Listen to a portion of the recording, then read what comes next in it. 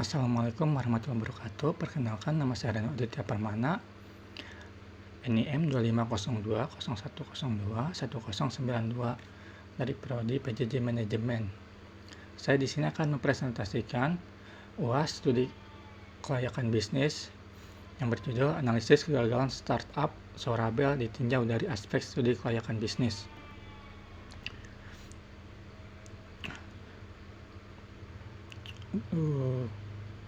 Sorabel awal berdirinya Sorabel yaitu bernama Cellstock yang berdiri pada tahun 2014 yang bergerak di bidang e-commerce fashion, menyediakan produk fashion dengan harga yang terjangkau dengan menargetkan konsumen menengah ke bawah, kemudian melakukan rebranding menjadi Sorabel, mengembangkan penjualan secara online. Untuk kronologi kegagalan Sorabelnya, pada 2014 Cellstock didirikan, 2016 melakukan efisiensi tenaga kerja, 2017 mendapatkan pendanaan yang besar, 2019 melakukan ekspansi dan mencari pendanaan lanjutan, 2020 pandemi COVID-19. Pada Juli 2020 Sorabel menghentikan operasional dan masuk proses likuidasi. Penyebab kegagalannya, beberapa faktor utama yang dapat dianalisis. Yang pertama, kesulitannya pendanaan.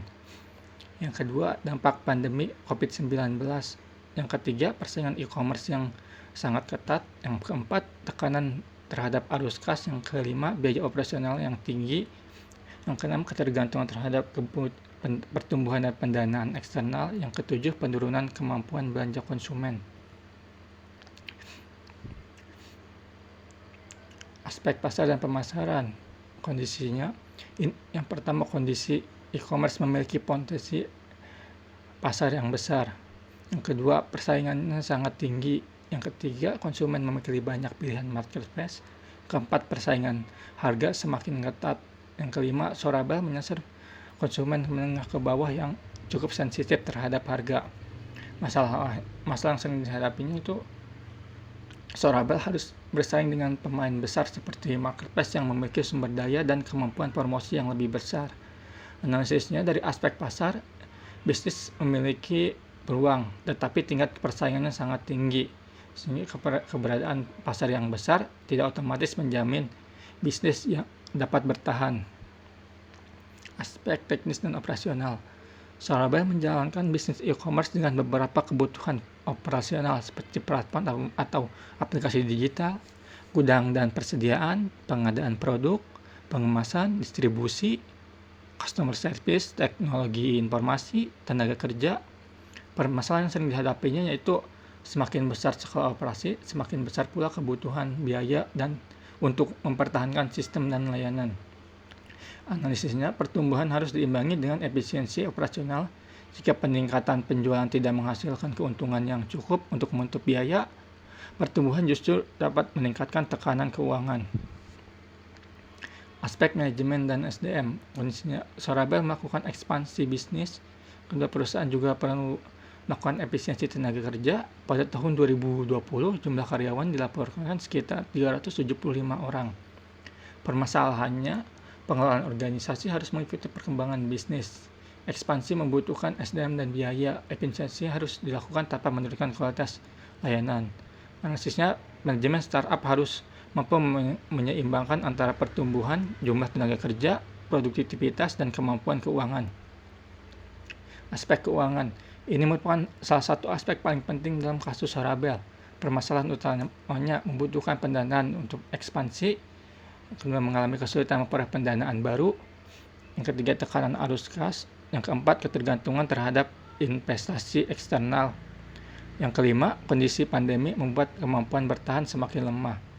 Sorabel sebelumnya memperoleh beberapa putaran pendanaan, tetapi pada akhirnya tetap mengalami masalah likuiditas dan harus melakukan likuidasi. Dalam aspek hukum, menjalankan bisnis e-commerce, perusahaan harus memperhatikan yang pertama, legalitas badan usaha. Kedua, perjanjian dengan investor. Ketiga, perjanjian dengan supplier. Keempat, perlindungan konsumen. Kelima, perlindungan data pelanggan. Keenam, ketentuan transaksi elektronik. Ketujuh, kewajiban terhadap karyawan. Dalam kasus Sorabel, keputusan akhirnya adalah melakukan likuidasi sehingga penyelesaian kewajiban perusahaan menjadi bagian penting dari proses penghentian usaha. Aspek ekonomi dan sosial. Dampak ekonominya yaitu kehilangan lapangan pekerjaan, supplier dan mitra bisnis terdampak, investor berpotensi mengalami kerugian, konsumen kehilangan salah satu alternatif belanja. Dampak sosialnya, karyawan kehilangan pekerjaan, perubahan perilaku belanja masyarakat, persaingan digital semakin terkonsentrasi pada perusahaan yang memiliki modal kuat. Pandemi pada saat itu juga menyebabkan penurunan daya beli dan membuat konsumen lebih fokus pada kebutuhan yang dianggap penting. Analis SWOT-nya, strength-nya brandnya dikenal, mengalami pengalaman di e-commerce, dan mempunyai produk passionnya tersendiri. Untuk weakness-nya, membutuhkan modal pasar besar dan juga adanya tekanan biaya operasional. Untuk opportunity-nya, pertumbuhan belanja online dan pasar passion digital. Untuk threat-nya, persaingan marketplace, perang harga, pandemi, perubahan perilaku konsumen. Apakah bisnis Sorabel layak? Dari segi pasar layak, tetapi persaingannya cukup tinggi. Dari segi pemasarannya cukup potensial, tetapi membutuhkan strategi yang berbeda. Untuk segi operasionalnya dapat dijalankan tetapi harus efisien. Dari segi manajemen membutuhkan kontrol pertumbuhan yang lebih tinggi. Dari segi keuangan cukup beresiko tinggi. Dari segi hukum harus dikelola dengan baik. Dari segi ekonomi dan sosial terpengaruh kondisi eksternal. Untuk rekomendasinya agar kasus serupa tidak terjadi, startup sebaiknya mengutamakan profitabilitas. Tidak hanya mengejar jumlah pengguna atau pertumbuhan penjualan. Yang kedua, mengendalikan cash burn. Pengeluaran harus disesuaikan dengan kemampuan perusahaan. Ketiga, memperkuat unit ekonomi. Setiap transaksi harus memberikan kontribusi positif terhadap keberlangsungan bisnis. Keempat, mengurangi ketergantungan pada investor. Pendanaan eksternal harus dilakukan untuk memperkuat bisnis, bukan untuk menutup kerugian terus-menerus. Kelima, memiliki strategi menghadapi krisis. Perusahaan harus mempunyai skenario jika terjadi pandemi, krisis ekonomi, atau penurunan permintaan. Keenam, fokus pada pelanggan paling menguntungkan, tidak hanya mengejar jumlah pelanggan sebanyak mungkin. Rekomendasi strategi jika Sorabel ingin bertahan.